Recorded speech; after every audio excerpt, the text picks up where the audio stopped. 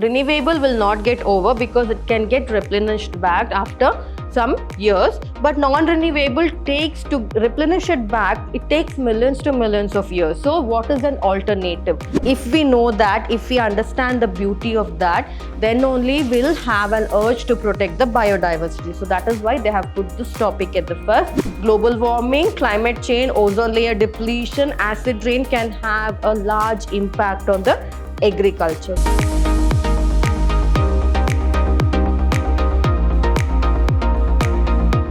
Hello everyone, a warm welcome to the introductory class on environmental studies for second semester B.Ca. I'm Dr. Divya, EVS faculty, Vidhyaashram First Grade College, Temple of Excellence, Mysuru. So in this session of introductory class, we will learn about the contents that are there in the syllabus and then move on to knowing how the model question paper is being set. So talking about the syllabus, there are totally 8 units in this syllabus. So in unit 1, they have kept Introduction to Environmental Studies. In Unit 2, we completely study about the ecosystem, what are the components of the ecosystem and all that. In Unit 3, we need to know about the natural resources, that is, what are the different renewable and non-renewable natural resources. And in Unit 4, we talk about the biodiversity and how to conserve the biodiversity. So talking about Unit 5, it is completely based on the pollution of the environment. And in Unit 6, it is certain laws or policies and practices that has been set up to protect and safeguard the environment, that is under environmental policies and practices. Then under Unit 7, there is human communities and the environment. What are our main aims and goals to maintain the environment is what we study under this. And under Unit 8, it is completely field work, wherein it is the effort that the students put under it, like how there are certain set of field work projects that are being given in the syllabus, out of which 1 or 2 you need to submit to get marks for that. So moving further, let's look into the contents that are present in each of these units. So as I said, Unit 1 is about Introduction to Environmental Studies. So here we need to know the multidisciplinary nature of environmental studies. That is, environmental studies are applied in different fields. So what are they is what we learn under this. And the components of the environment, that is, we need to know about the atmosphere, the hydrosphere, the lithosphere and the biosphere. Then moving further, we need to learn about the scope and importance of environmental studies, because environmental studies in today's world has been applied in different fields. Say for example, when we think of engineering, there also environmental studies is there, because you need to build a structure or you need to build a bridge or a dam or a house, as simple like a house or something. You need to know about the condition of the soil. You need to know about the surrounding environment. Whatever project you're taking up should not pose a threat to the animals or the human population living around it. So all that will be studied under. So that is why learning environmental studies is very important. And because we are living with the environment, it is our duty to protect the environment. So it is the duty of every person to know about the environment. So that an idea is given under scope and importance of environmental studies. Then moving to the concept of sustainability. So sustainability is nothing but how much a thing, whatever thing you purchase or something, how much you can make use of it. Is it recyclable? So not putting a lot of trash to the environment. Whatever material you have, you need to reuse it. So that is about the sustainability, the concept of sustainability and sustainable development. So that is what we learn under this particular topic. So moving to Unit 2, it is about ecosystems. So ecosystem, what is an ecosystem is what you learn, and the structure and the function of the ecosystem. So talking about the function of the ecosystem, in the ecosystem energy flows take place, right? Say for example, there is the food chain and the food web. So in the food chain and the food web, there are various trophic levels wherein we have the producers, the consumers, then comes the primary consumers, the secondary consumers, the tertiary consumers. Say for example, the grass. So the insect feeds on the grass. So the insect is eaten by the hawk. the hawk is eaten by some another animal, and or a carnivore, for example, lion, say for example. So it's like that, the trophic level goes on increasing. Or another example to take, the grass or the plants are eaten by the goat. The goat is eaten by the humans. So it is like that, the trophic level or the food chain continues. So it is about how the energy, and the energy as and when it flows from the lower trophic level to the higher trophic level, the energy consumption tends to decrease because a part of energy is lost or given back to the ecosystem. So all that you will study under energy flow in an ecosystem, wherein you'll study about the food chain, food web, and also about ecological succession. Ecological succession is nothing but, you might have seen in streams and ponds, you are traveling from one place continuously, that is once in a month, and after few years you just visit that place, you can see that where there was a pond, in the middle of the pond or the size of the pond would have decreased because of some plants and other things growing on it. So that is called as, in a area which was something else before, on that the area tends to change because of something else growing on it. So that is called as ecological succession. In details, the details of all this is being done in the concept classes, wherein you can look at the videos. So also we need to study about the forest ecosystem, then the grassland ecosystem, the desert ecosystem, the aquatic ecosystem, wherein we need to study about the ponds, the streams, lake, rivers, oceans, estuaries, etc. Because each of these different ecosystems have their own kind of species of plants and animals or flora and fauna growing on that. So all that we need to study about under these different types of ecosystems.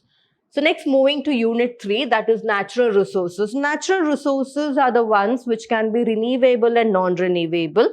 Say for example, we have water. Water can be renewable, or fossil fuels are non-renewable, because once the petroleum products are over completely, then it will take millions to millions of years for those petroleum products to get formed back, right? So that is called as non-renewable resources. Under renewable resources and non-renewable resources, we need to study about land resources, and how, because of the current human population or because of our over exploitation of the land, how the land is changing, how the land is becoming inhabitable for the plants. So all that we will study under this, and how the land is getting degraded or it is getting spoiled, and because of overcutting of trees and all that, how soil erosion is occurring, and further it is leading to desertification, because if trees are not there, of course rainfall also will get reduced. So all that we will study under this. And also we have a topic wherein we need to study about deforestation, is nothing but cutting of trees. So if deforestation is done, what and all will it impact on the human population, or be it the ecosystem? And we need to know about the causes of deforestation. Under that we need to know about mining, dam, because of mining, dam building and all that, also deforestation occurs, because to build a dam you need space, you need to clear the forest, acres of lands of forest you need to clear. So all that is resulting in deforestation. About that we need to study. And then we need to study about the biodiversity and the tribal population, how deforestation affects the tribal population also we need to know under this. Next, we need to know about the water. So what are the uses of water? And if we know about the uses of water, then only we'll try to protect it, right? So we need to know how we are over exploiting the surface water, because surface water and groundwater are different. So surface water are nothing but your ponds, lakes, rivers and all that are surface water that can be drinkable, and sometimes because of human beings itself it may not be drinkable also. And the other thing is groundwater. So groundwater is nothing but the bore wells and the wells that are there, that is nothing but the groundwater. And because of pollution and all that, both the surface and the groundwater is being polluted. And also we need to discuss about how floods occur, what causes droughts, and because of the scarcity of water, conflicts go between two states. Say for example, Tamil Nadu and Karnataka, we are fighting over the river Kaveri, right? Especially it starts during the summers because of scarcity of water. So we need to study about the conflicts over water. That is, conflicts over water can occur both in the international level as well as the interstate level. So we need to take some examples and learn about that. Then if water availability, or if the soil is dry, or if water in the atmosphere is also dry, or if water is not there properly, it can result in heating of earth.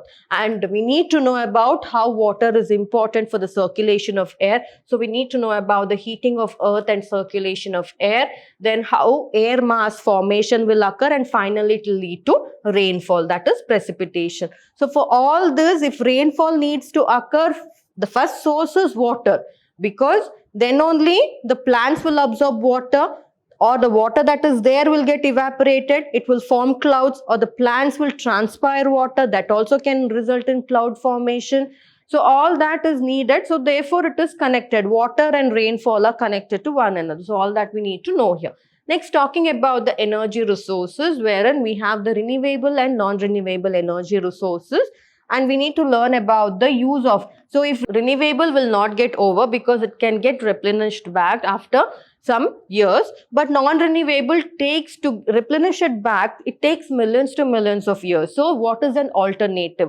Say for example, like we have the diesel, petrol and all that, which are non-renewable, which are the fossil fuels, which are non-renewable. Now, if that gets over, what is the alternative? Electric vehicles have come, right? Or people are trying to extract fuel from Jatropha, that Jatropha plant. So like that, alternatives are there. So what all are the different alternatives that can be used, that we need to study here. And the growing population is putting a stress on the energy needs also. So what are the growing energy needs we need to study? And also we need to study some case studies under the renewable and the non-renewable energy resources. Next, moving to Unit 4, it is completely on biodiversity conservation, wherein we need to first know about the levels of biological diversity. That is, in that we have genetic species and ecosystem diversity. And we need to know about the biogeography zones of India, and the biodiversity patterns, and the global biodiversity hotspots. Because if we know that, if we understand the beauty of that, then only we'll have an urge to protect the biodiversity. So that is why they have put this topic at the first. And then we move on to how India is a big biodiversity nation, and what are the different endangered and endemic species of India. Because we need to know this, what are the endangered and endemic species, because we as citizens of this country, it is our duty to, if somebody is smuggling an endangered species or an endemic species, if we get to know about it, it is our new duty to stop that. And by mistake, if for example, if we don't know which is the endemic and endangered species, we might cause harm to it also. So knowing about that is quite important. Next, we need to know about the threats to biodiversity. So because of the threats to biodiversity, habitat loss can occur, and habitat loss can occur because of poaching of wildlife, and also because of man-wildlife conflicts. That is, usually the conflict between the elephants and the man is the most common one, which results in death of elephants and all that. So man-wildlife conflict. We need to talk about biological invasions. Biological invasions are nothing but one species of plant invades a particular habitat and prevents the growth of the plants that were already there in that habitat. Say for example, we have Parthenium. Parthenium came from another country. It was not at all a plant in India. It was not present in India at all. But during the import of wheat from other countries, along with the wheat, these Parthenium seeds came in, and now anywhere you see, you get to see Parthenium, right? So that is how it has caused an invasion on the Indian land. So we need to study about the various biological invasions, and we need to know about the in situ and ex situ conservation of biodiversity, wherein we need to know about the national parks, the sanctuaries, the zoos and all that. Next, we need to learn about the ecosystem and biodiversity services. So how ecosystem provides services to us, what all it has in its hands to offer to us is what we study here. So under this, we need to know about the ecological, economic, social, ethical and aesthetic as well as informational value the ecosystem and biodiversity provides to us. So that is about Unit 4. Unit 5 is environmental pollution. So environmental pollution, the common ones that we keep on studying right from our primary classes is the air pollution, the water pollution and the noise. Apart from that, there is the radioactive pollution, there is the nuclear pollution and all that. So all that we will study here. So we need to know about the different types of environmental pollution, what are the causes of these environmental pollution and what are the effects of these environmental pollution, and how can we protect or control the environmental pollution. So we need to concentrate on air pollution, water, soil pollution, chemical pollution and noise pollution, and we need to know about the nuclear hazards. Now it is about the nuclear hazards, right? Even they are saying that maybe vehicles might come up with nuclear power. It is an idea that is there. So what are the hazards of it? Is it good for the environment? Is it good for the habitants of the earth is what we need to know. And what are the human health risks these nuclear hazards will pose is what we need to understand here. And talking about the solid, so one of the biggest nuclear hazard, if we have to say, is about the Hiroshima Nagasaki, the bombing, right? How even today, the people of certain areas there, the children are born with disabilities. So we need to know the after effects of it, how long the after effects will persist, because if somebody's mistake, the future generation should not have a problem. So that all how to, so if we know this, we will know about, not like we'll have an idea of how much hazardous is the nuclear materials.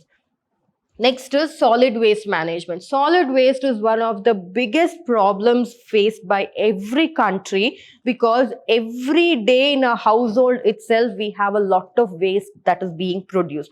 So how can we dump them? How to manage them? Can we leave it as such? No, the earth will become filthy, right? So therefore, what are the control measures of urban as well as industrial waste is what we need to know here. So this is one of the common thing, like what we can do every day is like separate every day the garbage collector. They put this in the speaker, right? That you need to separate the dry and the wet waste. Why is that? So that the garbages can be maintained in a proper manner, or what needs to be done with the dry material recycling and can be done, the wet material can be used for making menus and all that.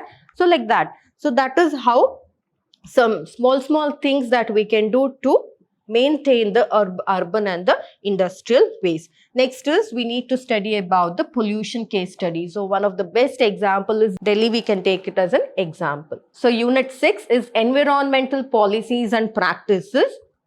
So here we need to know about the climate change, various activities related to or various summits related to climate change, global warming, ozone layer depletion. Of course, the scientists are saying that the ozone layer is coming back to life, or the ozone layer, the hole in the ozone layer is just reducing. That is what they are saying. So, and we need to know about the acid rain and the impacts on human communities and agriculture. Of course, global warming, climate change, ozone layer depletion, acid rain can have a large impact on the agriculture. So all that we need to study under this.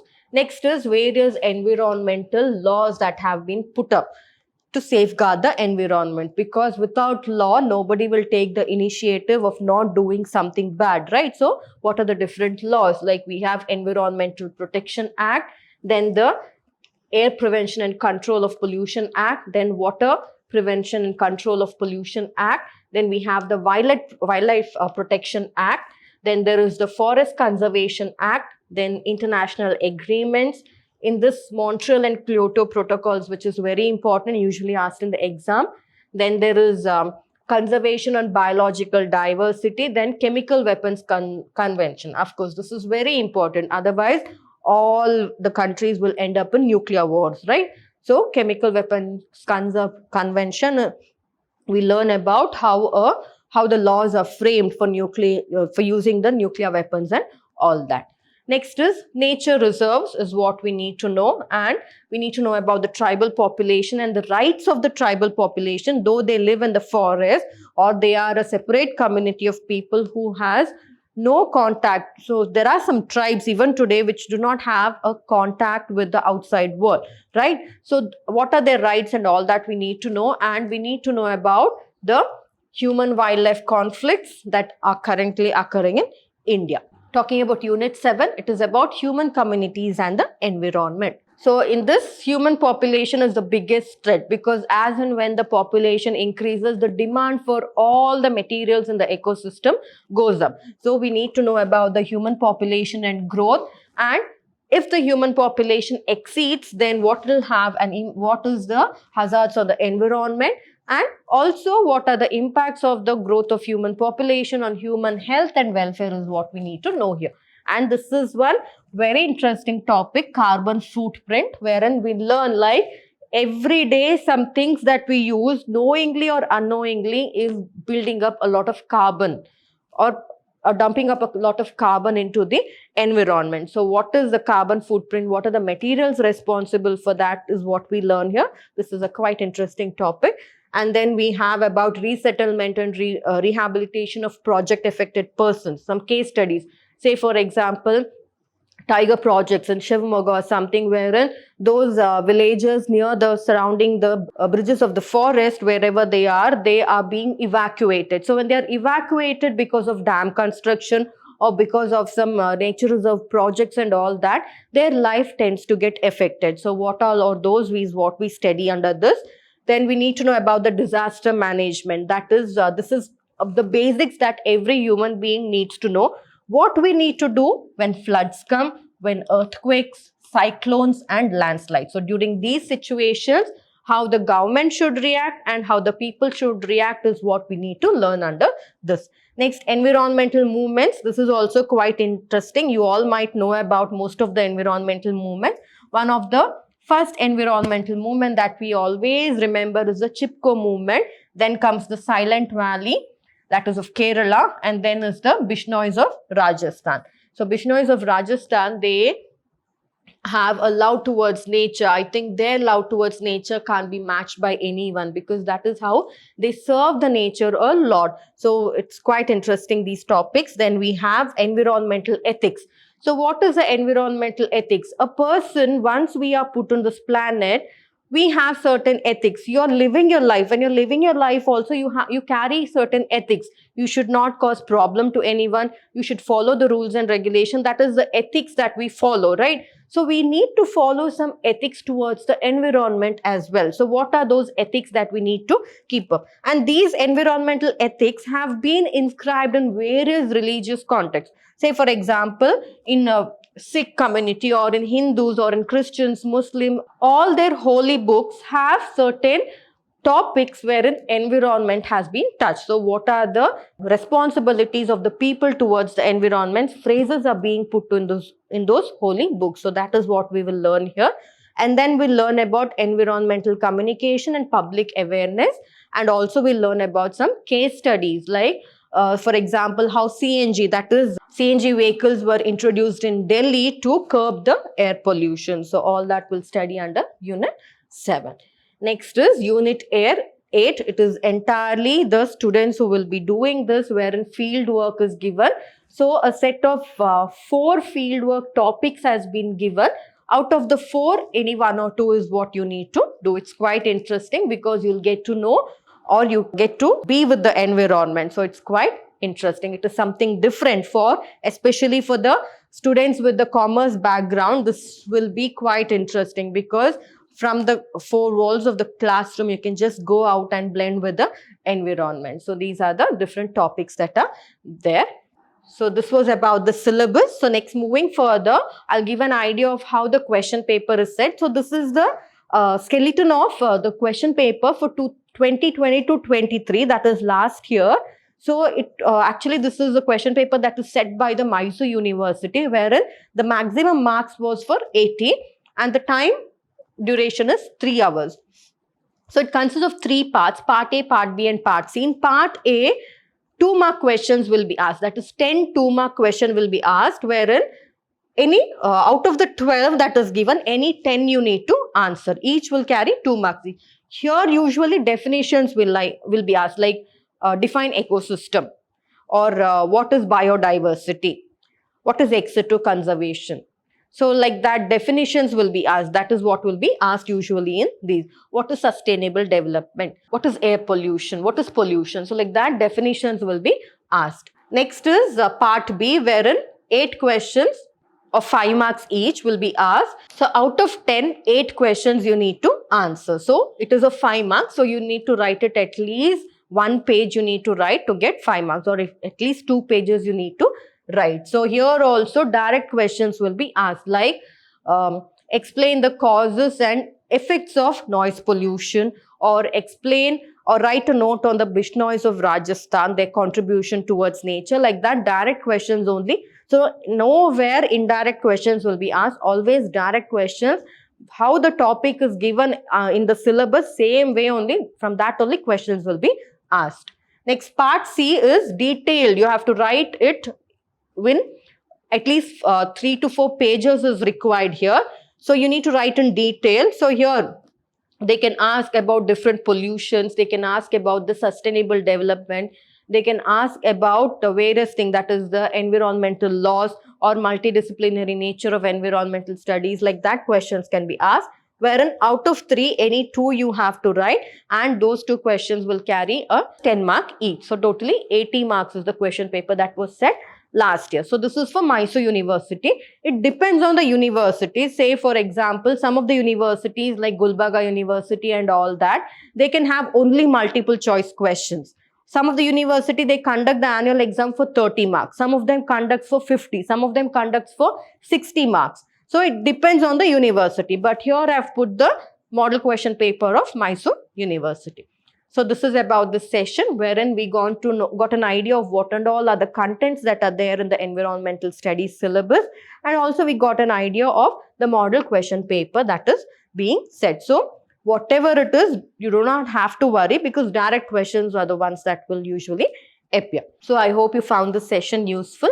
So we shall meet again in the coming sessions, where concept classes will meet in the concept classes, wherein each topics will be discussed on the particular syllabus that is there. So see you in the coming sessions. Thank you.